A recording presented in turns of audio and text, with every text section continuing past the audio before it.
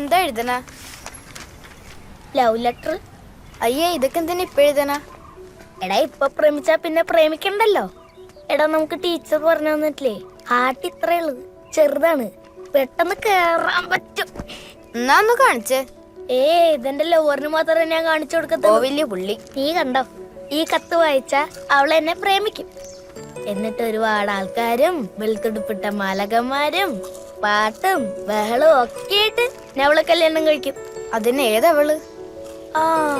അത് കണ്ടുപിടിക്കണം.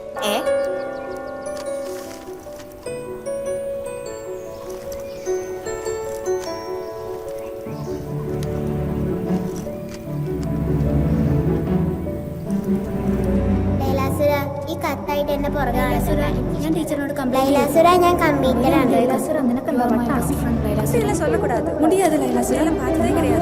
ശ്രീദേവി ലൈലാസുര എന്ത് ബോറായിരിക്കും.